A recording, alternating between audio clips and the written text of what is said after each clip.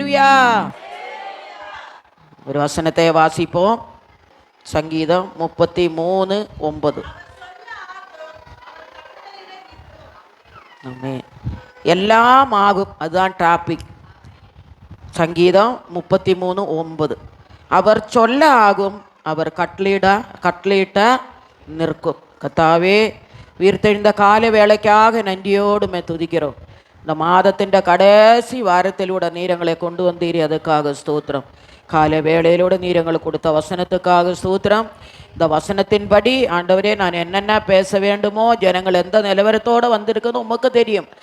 போகும்போது சமாதானம் சந்தோஷத்தோடு தேவ சமூகத்தை விட்டு போகும்படி கர்த்தர் உதவி செய்யும். வசனத்தை ஆசீர்வதித்து தாரும், இயேசுவின் நாமத்தில் பிதாவே, ஆமேன். கர்த்தரோட முதலாவது, கர்த்தரோட ஆவியினாலே எல்லாம் ஆகும். வசனம் சக்கரியா 4:6 வாசிப்போம். சக்கரியா 4:6.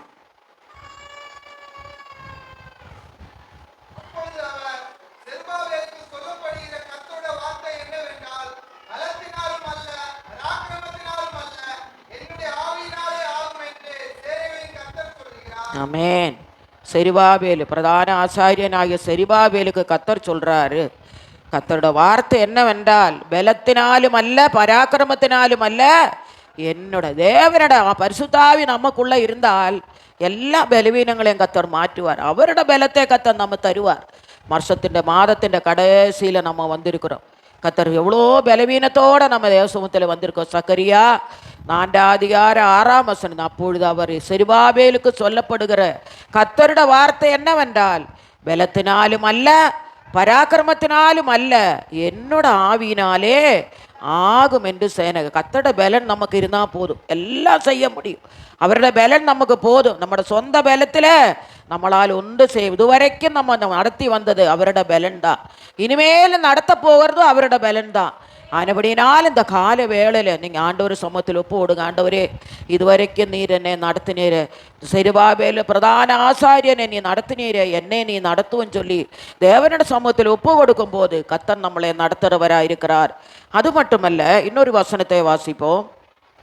ஏசாயா 28:16 வாசிங்க. ஏசாயா 28:16.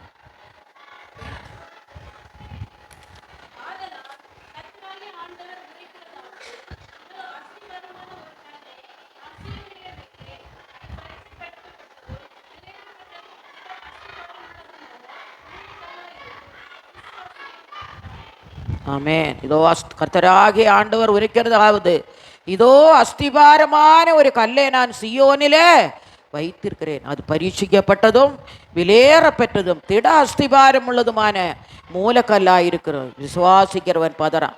நீங்கள் விசுவாசத்தோட தேவசமாக வந்திருக்கிறீங்க. என்ன கஷ்டங்கள் வந்தாலும், சோதனைகள் வந்தாலும், வேதனைகள் வந்தாலும் கர்த்தர் சொல்கிறான், விசுவாசிக்கிறவன் பதறான். பதறாதபடி இதுவரைக்கும் கர்த்தர் உங்களோடு இருந்த தேவன் இனிமேலும் கர்த்தர் உங்களை நடத்த வல்லமையுள்ளவராக இருக்கிறார். அது மட்டுமல்ல, ஹகாயி 1:14 வாசிப்போம். ஹகாயி 1:14.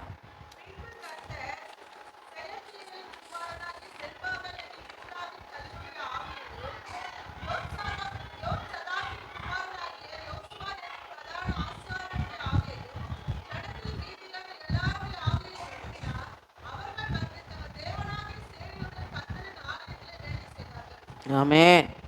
அந்த காலத்தில் கர்த்தரோட ஆலயத்தில் வேலை செய்யும்படி மனப்பூர்வமாய் போய் தேவனோட ஆலயத்தில், அதே போல் இந்த நாட்களில் என்ன கஷ்டங்கள் இருந்தாலும் ஆண்டவருக்காக நம்ம பிரயாசப்படுற பிள்ளைகளாக கர்த்தர் நம்மளே மாற்ற வேண்டும்.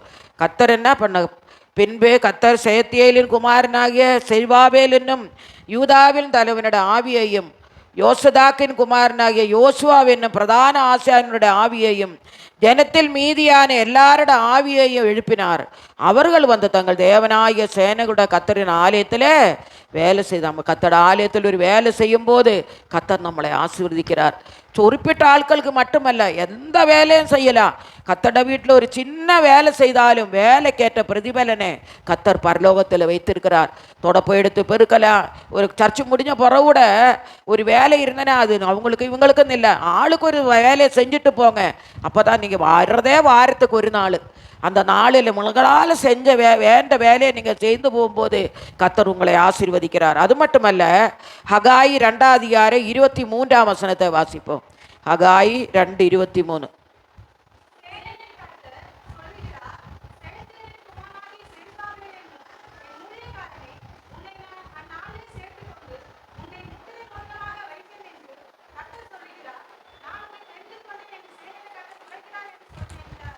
கர்த்தர் என்ன பண்ணுறாரு?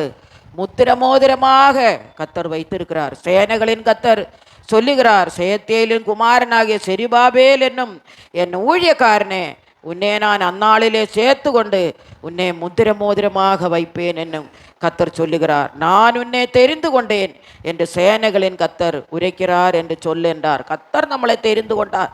கர்த்தர் தேவனுடைய ஆலயத்தில் நம்மளை தெரிந்து கொண்டார். இதுவரைக்கும் கர்த்தர் நம்மோடு கூட இருந்தார். நம்ம இந்த மாதத்தில் மனதில் நினைக்கிற காரியங்களை கர்த்தர் நம் நிறைவேற்றி கொடுக்கிற தேவனாயிருக்கிறார்.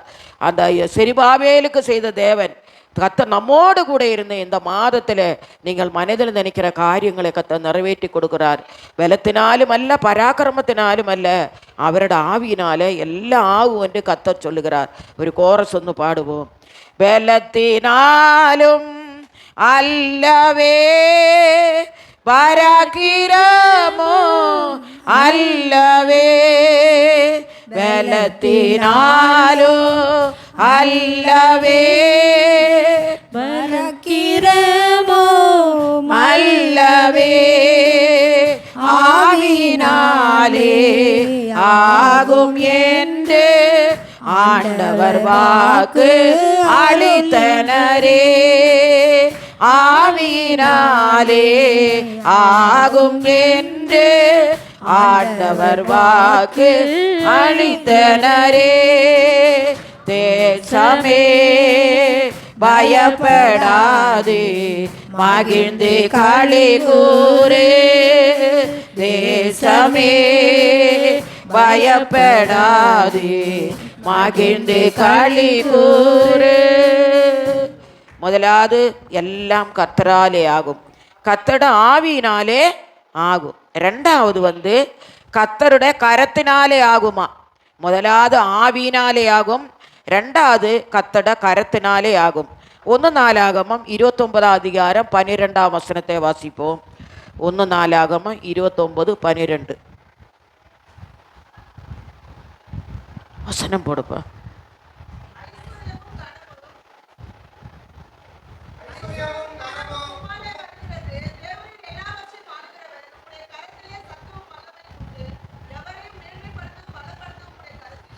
ஆமேன். ஐஸ்வர்யமும் கனமும் ஆரால வருகிறது? தேவனால வருகிறது. தேவரீர் எல்லாவற்றையும் ஆளுகிறவர். உம்மோட கரத்தினாலே சத்துமும் வல்லமையும் உண்டு.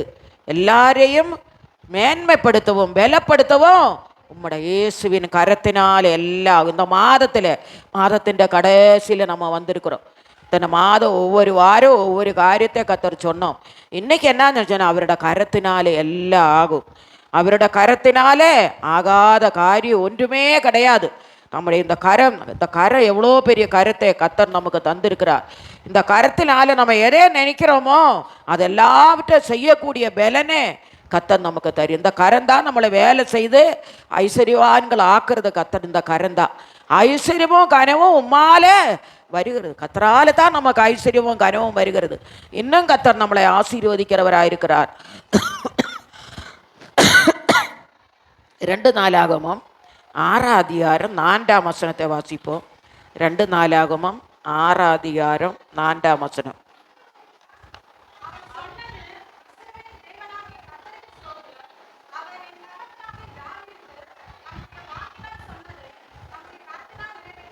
அவன் சொன்னது இஸ்ரவேலின் தேவனாய கர்த்தருக்கு ஸ்தோத்திரம். அவர் தகப்பனாகிய தாவீதுக்கு தம்முடைய வாக்கினால் சொன்னதை தம்முடைய கரத்தினாலே நிறைவேற்று. இந்த கரத்தினால எல்லாவற்றையும் செய்யக்கூடிய வல்லமை கர்த்தர் நமக்கு தந்திருக்கிறார்.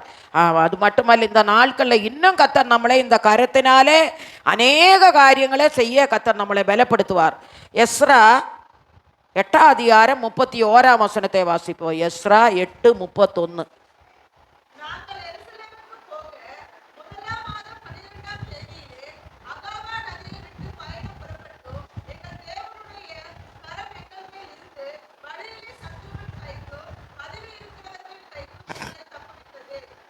நாங்கள் எருசலேமுக்கு போக முதலாம் மாதம் 12ஆம் தேதியிலோ ஆகாவா நதியை விட்டு பயணம் புறப்பட்டோம். எங்கள் தேவனாய கர்த்தருடைய கரை என் மேல் இருந்தது. வழியில சத்ருவின் கைக்கும் பதிவிருக்கிறவர்களின் கைக்கும் எங்களே தப்புவித்தாங்களா. ஆனபடியினால் இந்த நாளில் கர்த்தர் நம்மளை தப்புவிக்கிற தேவன். கர்த்தர் இந்த மாதத்தில் நம்மோடு கூட இருப்பார். நம்முடைய கருத்தின் கிரியைகளை எல்லாம் அவர் கர்த்தர் ஆசீர்வதிப்பார். நீங்கள் எவ்வளோ காரியங்களை இந்த கருத்தினால் செய்கிறீங்க, எத்தனையோ காரியங்கள் இன்னும் மனதில் நினைத்துட்டு இருக்கிறீங்க.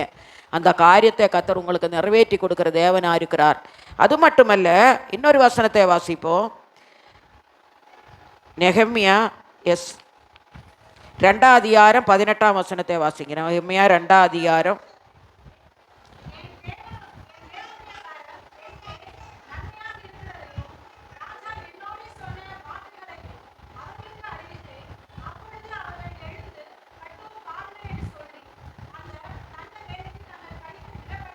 ஆமேன். தேவனுடைய கரை என்மேல் நன்மையாக இருக்கிறது என்றும் ராஜா என்னோடு சொன்ன வார்த்தைகளையும் அவர்களுக்கு அறிவித்தேன். அப்பொழுது அவர்கள் எழுந்து கட்டுவோம் வாருங்கள் என்று சொல்லி அந்த நல்ல வேலைக்கு தங்கள் கைகளை திடப்படுத்தினான். அப்படினால் இந்த நாட்களில் ஆண்டவரோட வேலை செய்யும்படிக்கு நம்ம எழுந்து கட்டுவோம் வாருங்கள் சொல்லி வசனத்தின்படி நம்ம இந்த நாட்களோட வேலைகளை செய்ய அதிகமாக நம்ம முன்னேல வரக்கூடிய ஒரு தேவன்ற நாட்களில் கத்தரோட வேலைக்காக நம்ம முன்னே நிற்க வேண்டவர் என்ன சொல்கிறாரு?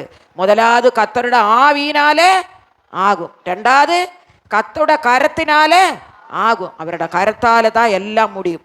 மூன்றாவது கத்தருடைய சித்தத்தினாலே ஆகும். அவரோட சித்தம் இருந்தால் எல்லாம் நடக்கும்.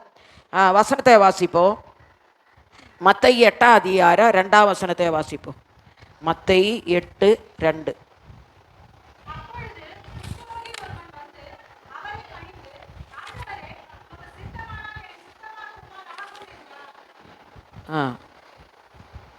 குஷ்டரோகி வந்து என்ன? அப்பொழுது குஷ்டரோகி ஒருவன் வந்து அவரே பணிந்து, ஆண்டவரே நமக்கு சித்தமானால் என்ன சுத்தமாக்கும், உம்மாலாகும். அப்போது தேவனால கூடாத எந்த காரியம் இல்லை. அவருக்கு இருக்கிற விசுவாசம் நமக்கும் இருக்கணும்.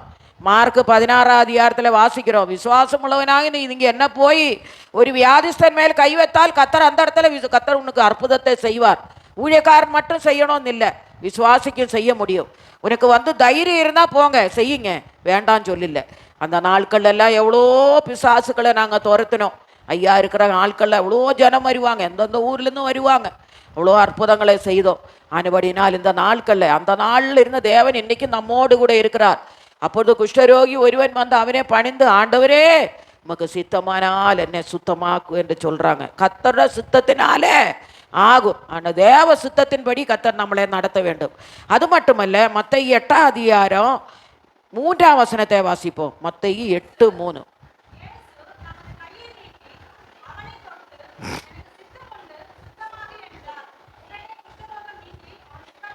ஆமேன். இயேசு தமது கையே நீட்டி அவனே தொட்டு எனக்கு சித்தம் உண்டு சுத்தமாகு என்றார். உடனே குஷ்டரோகம் நீங்கி அவன் சுத்தமானார். இயேசுவால கூடாத எந்த காரியம் இல்லை, நம்மளாலே முடியும். அவர் செய்த அற்புதங்கள் நம்மளாலே செய்ய முடியும். விசுவாசம் நமக்கு வேணும், பயம் இருக்கக்கூடாது. ஐயோ இந்த வியாதிஸ்தானே தொட்டனா அது நமக்கு வந்துடுமான்னு விசுவாசத்தோட கையே வையுங்க, கத்தர் அற்புதம் செய்வார்.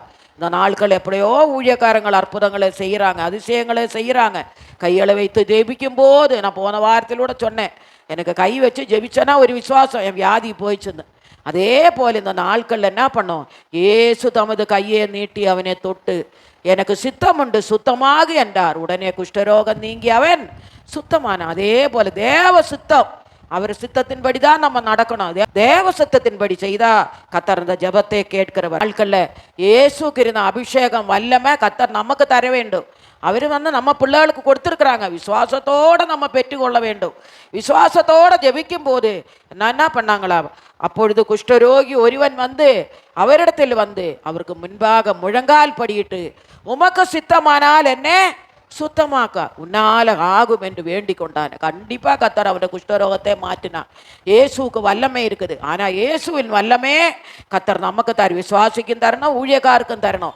விசுவாசத்தோடு நீங்க ஜெபம் பண்ணுங்க. ஒரு வியாதிஸ்தரிகிட்ட போனேன்னா நின்று ஜெபம் பண்ணிட்டு வாங்க. நான் பிள்ளைகளை அடிக்கடி அனுப்புவேன், போங்கப்பா நீங்க போய் ஜெபம் பண்ணிட்டு வாங்கன்னு. இயேசு மனதுருகி கை நீட்டி அவனை தொட்டான. எனக்கு சித்தமுண்டு சுத்தமாகபடி நான் ஏசு மனதுருகி கை நீட்டும் போது அந்த வியாதிஸ்தனுக்கு சுகம் கிடைச்சிச்சு. இந்த நாட்கள் நம்ம அதிகமாக இயேசுவை விசுவாசிப்போம்.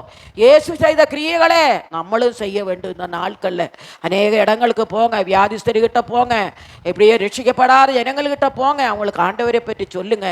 கடைசி நாட்கள் நம்ம வந்திருக்கிறோம். அவரோட தேவ சித்தத்தின்படி தான் நம்ம செய்யணும். எந்த காரியம் இருந்தாலும் கத்தருக்கு சித்தம். ஒரு வழியில் நீங்கள் போறீங்களா, கொஞ்ச நேரம் ஜெபம் பண்ணுங்க. ஆண்டவரே அந்த வழியில் நான் போகலாமா, கத்தர் என்னோடு இருப்பாரான்னு ஜெபிக்கும் போதே தெரியும். அந்த வழியில் நீங்கள் போகிறதான ஒரு தடை வந்துடும் உடனே.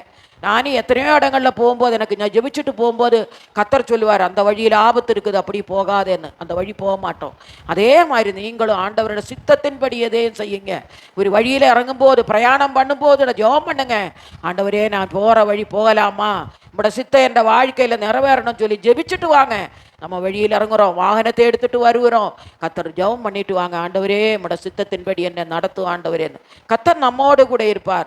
அவரோட சித்தத்தின்படி நம்மளே நடத்து. என்னையே மட்டுமல்ல உங்களையும் அவரோட சித்தத்தின்படி கத்தர் நடத்துவார். ஆனால் இயேசு அற்புதங்களை செய்தார். விசுவாசித்திருக்க நம்மளும் இந்த நாட்களில் இயேசு செய்த போல அற்புதங்களை செய்வோம். அடுத்தது 4வதாக கர்த்தருடைய இரக்கத்தினாலே எல்லாம் ஆகுமா. வசனத்தை வாசிப்போம். யாத்ராகமம் 33:19. 4வது கர்த்தருடைய இரக்கத்தினாலே எல்லாம் ஆகும்.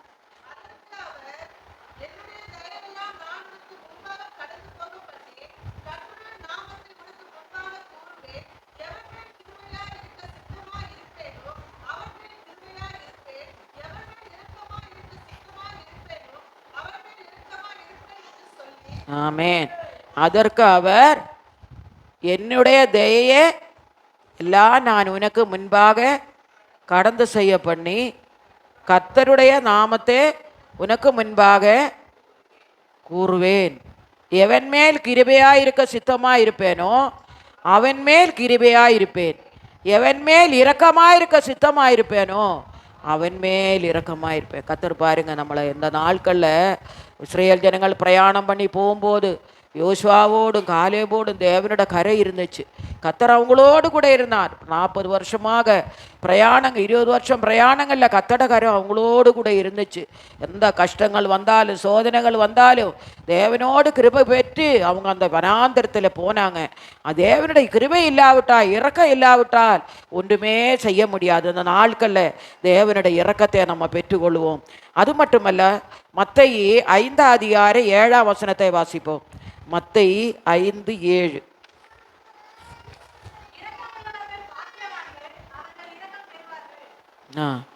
இரக்கமுள்ளவர் பாக்கியவான்கள். அவ இரக்கம் ஆரெல்லாம் இரக்கமுள்ளவர்களாக இருக்கிறீர்கள் அவ்வளோ பாக்கியவான்கள். தேவனுடைய இரக்கத்தை அவர் பெற்று வருவாடுவார். மற்றவங்க மேலே போன வாரம் நான் சொன்னேனே, இரக்கமுள்ளவராக இருக்கணும். மாதிரி எளியவங்களே பாதும்போது நம்ம இறங்க வேண்டும், அவங்களுக்கு உதவி செய்ய வேண்டும். நம்மளால் கொடுக்க முடியாவிட்டால் கூட ஒரு பரிதாபத்தை அவங்க மேலே நம்ம காட்ட வேண்டும். இரக்கமுள்ளவர்கள் பாக்கியவான்கள், அவர்கள் இரக்கம் பெறுவார்கள். இறக்கமுள்ள ஆரெல்லாம் நம்ம மற்றவங்களுக்கு இறங்குறாங்களோ கர்த்தர் அவங்களை ஆசீர்வதிக்கிற தேவனாக இருக்கிறார்.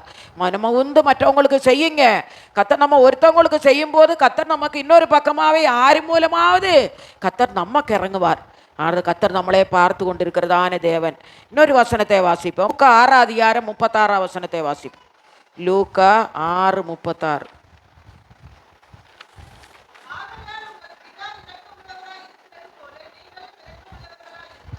ஆகையால் உங்கள் பிதா இரக்கமுள்ளவராக இருக்கிறது போல நீங்களும் இரக்கம். ஏசப்பா இரக்கமாக இருந்தார். ஏழைகளை கண்டு பரிதவிருக்க. அந்த பாருங்களேன், ஒரு 3 நாள் ஒரு மீட்டிங் நடத்தின பிறகு எல்லாரும் உட்கார்ந்துருக்குறாங்க வனாந்தரத்தில். அப்போ அவர் சொல்கிறார், இத்தனை நாளாக எங்கள் கூட உட்கார்ந்துருந்து ஜனங்கள் வசனம் கேட்குறாங்களே, அவங்களுக்கு பசி எடுக்காதா, யாராவது ஒருத்தர் ஆகாரத்தை கொடுக்கணுமேன்னு. அப்போ தான் அந்த 5 அப்போ 2 மீனையும் எடுத்து அந்த இடத்துல ஒரு பையன் கொடுக்குறான். அப்போ இறக்கம் பாராட்டுறாரு. அந்த ஜனங்கள் பசியாக இருக்கிறாங்களே, சாப்பாட்டு போட்டுமேன்னு. அப்போ அந்த நாளில் அந்த 5 அப்போ 2 மீன் 5000 பேருக்கு பங்கிட்டு கொடுத்த மீதியே நிறைய கத்தர் 12 கூட நிறைய எடுக்கும்படி கத்தர் உதவி செய்தார். இறக்கமுள்ளவர்கள் நம்ம கையில் இல்லாத ஒருத்தவங்க வரும்போது அவங்க மேலே இறங்குங்க. கத்தர் உங்களுக்கு நீங்கள் மற்றவங்களுக்கு இறங்கும் போது கத்தர் உங்களுக்கு இறங்குவார். அதான் ஆகையால் உங்கள் பிதா இரக்கமுள்ளவராயிருக்கிறது போல நீங்களும் இரக்கமுள்ளவராயிருக்கணும். கத்தர் மற்றவங்க மேலே இறங்கும் போது கத்தர் நமக்கு இறங்குவார். நான் எத்தனையோ நாட்களில் நினைத்திருக்கிறேன், எவ்வளவோ நாட்களில் ஒன்றும் இல்லாத நிலவரத்திலூட மற்றவங்க எனக்காக இறங்கி இருக்கிறாங்க. நம்மளை பாரு என்ன சொல்கிறாங்க, இறக்கமாக இருங்க, மற்றவங்க மேலே இறக்கமாக இருங்க. நான் எங்கே போனாலும் கேட்பேன் எல்லாருக்கிட்ட, உங்களுக்கு எல்லாம் இருக்குதா, எல்லாம் இருக்குது. எனக்கு என்ன, நான் விசாரிப்பேன், இல்லாமல் இல்லாதானாலும் எனக்கு ஒரு விசாரிப்பேன் நான். அம்மா துணி இருக்குதா, சாப்பாடுக்கு அரிசி இருக்குதாம்மா, ஏதாவது இருக்குதான்னு கேட்பேன் நான். ஏன்னா என்கிட்ட இல்லாவிட்டா கூட நம்ம கேட்கும்போது கத்தர் அந்த இடத்துல பிள்ளைகளுக்கு யார் மூலமாக உதவி செய்வார். அந்த காலம் மாதிரி இப்போ இல்லை. ஆனால் அந்த காலம் பஞ்சமான காலம், எல்லாருக்கும் பஞ்சம்தான். ஒரு ஐயா கேள்விப்பட்டேன்னா, மண்ணு சாப்பிட்டு நேரத்தை ஓட்டுனாங்களாம், மண்ணு சாப்பிட்டாங்களாம். ஒரு ஐயா எனக்கு கிட்ட சொன்னாங்க. அப்படிப்பட்ட காலத்திலெல்லாம் நம்ம இருந்தோம். ஆனபடி இந்த நாட்களை ஏழை எளியவரை பார்க்கும்போது இறங்குங்க. இறக்கமுள்ளவருக்கு கத்தர் என்ன பண்ணுவாரா, இறக்கமாக இருக்கிறாரா. இன்னொரு வசனத்தை வாசிப்போம். 1 பேதுரு 3:8 வாசிப்போம். 1 பேதுரு 3:8.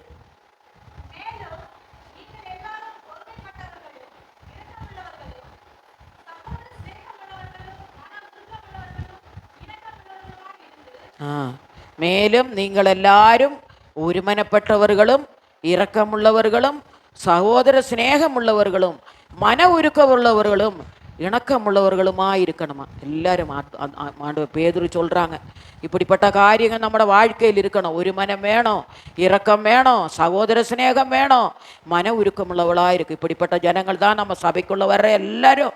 ஒவ்வொருவருக்கும் ஒவ்வொரு குணத்தை கத்தர் கொடுத்துருப்பாங்க. எல்லாருக்கும் எல்லா சுபாவம் இருக்க முடியாது. ஒருத்தருக்கு இன்னொரு சுபாவம் இருந்தால் இன்னொருத்தருக்கு இன்னொரு குணம் இருக்குது. ஆனபடினால் இந்த நாட்களில் நம்ம மற்றவங்க மேலே இரக்கத்தை பாராட்டுவோம். கத்தர் இரக்கமுள்ளவருக்கு இரக்கமுள்ளவராக இருக்கிறார்.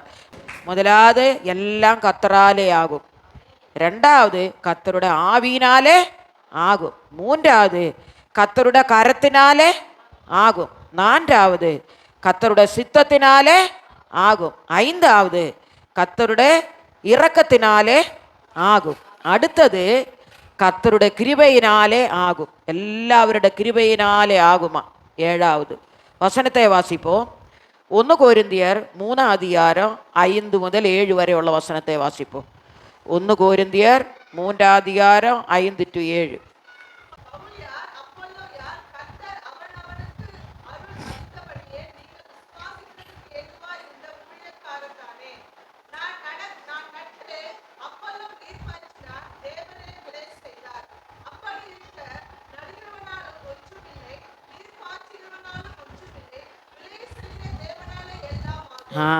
நல்ல வசனம் பாருங்க. பவுல் யார், அப்பல்லோ யார், கத்தர் அவனுக்கு அருள் அடுத்தபடியே நீங்கள் விசுவாசிக்கிறதற்கு ஏதுவாயிருந்த தேவ ஊழியக்காரன் தானே. நான் நட்டேன், அப்பல்லோ நேர்பாய்ச்சினான், தேவனே விளைய செய்தார். அப்படி இருக்க நடுகிறவராலும் ஒன்றுமில்லை, நீர் பாய்ச்சுகிறாலும் ஒன்றுமில்லை, விளைய செய்கிற தேவனாலே எல்லாம். நம்ம ஒரு நிலத்தை நடுகிறோம், கொண்டு எல்லாம் நட்டுட்டு வருகிறோம். ஆண்டவரே இந்த முறையாவது நல்லா விளையுமா. நம்ம திருவள்ளூர் சபையில் இருக்குது நடுகெல்லாம் விவசாயம் வச்சுருக்கிறவங்க. அந்த காலத்தில் அவங்க பாரிவகத்தில் இருந்தாங்க. அந்த நடுற அன்னைக்கு என்னை கூப்பிடுவாங்க, அம்மா நீ வந்து ஒரு நட்டுட்டு போயிட்டேன்னா நாங்கள் நிறைய மூட்டை அறுக்கிறோன்னு சொல்லிட்டு போவோம். இங்கேருந்து நான் பாரிவகத்து போவேன். அந்த நேரத்துக்கு நான் போய், எனக்கு தெரியாது, ஆனாலும் அவங்க சொல்லி கொடுப்பாங்க, இப்படி எல்லாம் நட சொல்லுவாங்க. 50 மூட்டை அறுக்குவாங்க. அம்மா அவர் சொல்லுவாங்க, ஒரு நாள் இப்படி அறுத்தது இல்லைம்மா, நீ வச்சுட்டு போனா பாருங்க இவ்வளோ மூட்டை. எனக்கு 1 மூட்டை அரிசியை கொடுப்பாங்க அவங்க அந்த காலத்தில். அதே போல் விளைய செய்கிறது யாரு, கத்தர் தான். நம்ம ஒரு பொருளை நடுகிறோம், அது விளைய செய்கிறது கத்தர் தான். நம்ம விவசாயம் பண்ணுகிறோம், விவசாயம் மட்டுமல்ல பிஸ்னஸே பண்ணுகிறோம். 4 பேர் 4 இடத்துல போகிறோம், வேலை செய்கிறோம், வாகனம் நிறைய இடங்களில் போகிறோம். ஆபத்து வரக்கூடாது, விபத்து வரக்கூடாது. இன்னைக்கு கூட காலையில் ஐயா சாட்சி சொன்னாங்க, வந்த இடத்துல ஏதோ ஒரு ஆபத்து வந்த இடத்துல கத்தர் பாதுகாத்தார். கத்தர் நான் காலையில் பாருங்க பிள்ளைகள்கிட்ட முதல் ஜெபிக்கிறதே வாகனத்தில் வரவங்க, 2 வீலர் வரவங்க, 4 வீலர் வரவங்க, முதல் ஜபத்துக்கு வரவங்களுக்கு தெரியணும். அந்த பாயிண்டே அதுதான் எனக்கு. ஆண்டவரே எங்கட பிள்ளைகள் வாகனத்தில் வருதப்பா, எந்த ஆபத்து வரக்கூடாது, சுகத்தோடு வரணும் தான் ஒவ்வொரு நாளும் காலையில் பண்ணுற பாயிண்டே அதுதான். ஞாயிற்றுக்கிழமை காலையில் அதே போல் நம்ம இந்த கையிட்டு செய்கிற எல்லா வேலைகளிலும் கத்தர் கூட இருக்கிறார். விளைய செய்தது கத்தரால தான். நீர் பாய்ச்சறவனால ஒன்றுமில்லை, விளைய செய்கிற தேவனாலே எல்லாம். நம்ம ஒரு வயக்காடு கிட நறுகிடம் கையிட்டு வேலைகளை செய்கிறோம். கையின் பிரயாசங்களை ஆசீர்வதிக்கிற தேவன் அவர் தான். நம்ம பிள்ளைகளெல்லாம் தொழில் செய்கிறாங்க, கத்தர் அவங்களோடு கூட இருக்கணும். கையிட்டு செய்கிற வேலைகளை ஆசீர்வதிக்கணும். இங்கெல்லாம் கம்பெனிலையும் போய் வேலை செய்கிறாங்க, அவன் திறமையை பார்த்து அதிகாரிகள் என்ன பண்ணோம், பரவாயில்ல இவன் நல்லா வேலை செய்கிறான், இதுக்கு மேலே அவனை வைக்கணும்னு சொல்லி உயர்த்துகிற தேவன் அவர் தான். ஆனபடினால் இந்த மாதத்தில் இதுவரைக்கும் கத்தர் உங்களோடு கூட இருந்தார். எவ்வளோ காரியங்களை நான் சொல்லியிருக்கிறோம். ஆனபடினால் இந்த நாட்களில் நீங்கள் கையிட்டு செய்கிற வேலைகளில், அது பிஸ்னஸ் ஆனாலும் சரி, தைக்கிற வேலையானாலும் சரி, கடை நடத்துகிற வேலையானாலும் சரி, வாகனம் இருக்கிற வேலையானாலும் சரி, எல்லா இடத்திலும் கத்தர் உங்களோடு கூட இருப்பார். கத்தர் உங்களை ஆசீர்வதிக்கிறவராயிருக்கிறார். அது மட்டுமல்ல, இன்னொரு வசனத்தை வாசிப்போம். சங்கீதம் 5:7 வாசிப்போம். சங்கீதம் 5.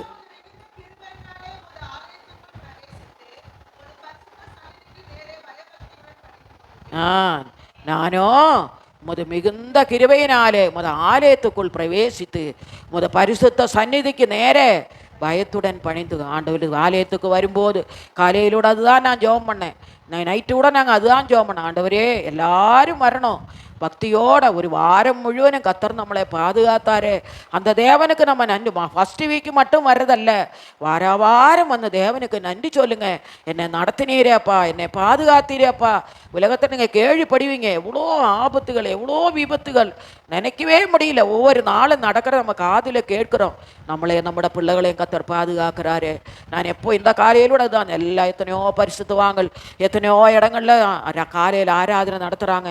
எவ்வளோ விசுவாசிகள் போகிறாங்க, வாகனத்தில் போகிறாங்க. கத்தர் பாதுகாக்கணும். நம்மட ஆராதனைக்கு மட்டுமல்ல, உலகெங்கும் உள்ள எல்லா பரிசுத்தவாங்கட ஆராதனையிலும் ஜனங்கள் வாகனங்களில் போய்கொண்டிருக்கிறாங்க. போய்கொண்டிருக்க இடத்துல கத்தர் பாதுகாக்கணும். ஆபத்து விபத்துகளுக்கு கத்தர் விடுதலையாக்கணும். ஆனபடினால் ஆண்டவர் என்ன சொல்றாரு, நானோ மிகுந்த கிருபையினாலே முத ஆலயத்துக்குள் பிரவேசித்து முத பரிசுத்த சந்நிதிக்கு நேர பயபக்தியுடன் பணிந்து கொள்ள இந்த காலையை வாங்க, ஆலயத்துக்கு வாங்க. ஒரு வாரம் வந்துட்டு நிற்காதீங்க. ஸ்கூலில் பிள்ளைகளை ஒரு நாள் விட்டுட்டு அடுத்த நாள் போக வேண்டாம்னு சொல்லுவீங்களா? அட்டெண்டன்ஸ் போயிடும் உங்களுக்கு. அதுக்கு மேலே அட்டெண்டன்ஸ் பார்க்குற ஒருத்தர் மேலே இருக்கிறாரு. நம்ம பிள்ளைகளையும் கத்தர் வச்சுங்க, ஆண்டவருக்குள்ளே வையுங்க. கத்தர் உங்களோடு கையின் பிரயாசங்களே கத்தர் ஆசீர்வதிப்பா. சின்ன பிள்ளைகளானாலும் அவனுக்கு திறமையை கத்தர் கொடுத்துருக்கிறார். அவனை விடுங்க, கத்தர் அவனுக்கு ஏற்றமாக. இந்த மாதமாக தெரியல, போன மாதத்திலே கத்தர் எங்கிட்ட சொன்னார், தகப்பன் செய்யாத காரியத்தை பிள்ளைகளை கொண்டு கத்தர் செய்ய வைப்பார். அதே மாதிரி கத்தர் செய்கிறாரு. எல்லார் பிள்ளைகளையும் கொண்டு தான் கத்தர் எங்கிட்ட சொன்னார், உங்களால் செய்ய முடியாத, தகப்பன்மாரால் செய்ய முடியாத காரியத்தை தம் பிள்ளைகளை வச்சு கத்தர் செய்வாரா. அப்படிப்பட்ட தேவன் நம்மட தேவன். அல்லேலூயா. நீங்கள் விசுவாசித்து பிள்ளைகள்கிட்ட ஒரு பொறுப்பை கொடுங்க. என் பிள்ளை செய்வாங்கன்னு அவங்ககிட்ட பொறுப்பை கொடுக்கும்போது கத்தர் செய்வார். ஒருவேளை அவனுக்கு திறமை இல்லாமல் இருக்கலாம், நீங்கள் அந்த உத்தரவாதத்தை கொடுக்கும்போது கத்தர் அவனுக்குள்ளே இருப்பார். அதான் ஆண்டவர் சொல்றார், சத்தியத்துக்குள்ள நடக்கணும் பிள்ளைகள். அதே மாதிரி இந்த நாட்கள் ஆண்டவர் என்ன விளைய செய்கிற தேவன், அவராரெல்லாம் கூடும். கத்தர் இந்த மாதத்திலே கத்தர் உங்களோடு கூட இருப்பார். இன்னொரு வசனத்தை வாசிங்க. சங்கீதம் 31:16. சங்கீதம் 31:16.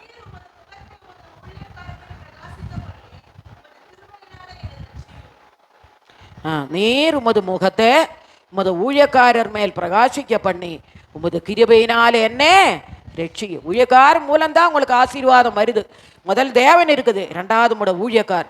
உங்கள் பிள்ளைகளுக்காக நாங்கள் ஜெபிக்கிறோம், ஒவ்வொரு நாளும் ஜெபிக்கிறோம். என் பிள்ளைகளை ஆசீர்வதியும். கத்தர் முன்னும் மின்னும் உங்களோடு கூட இருந்து இந்த மாதம் முழுவதும் பாதுகாத்த தேவன் வரப்போகிற மாதத்திலும் உங்களோடு கூட இருந்து உங்களை நடத்துவார்.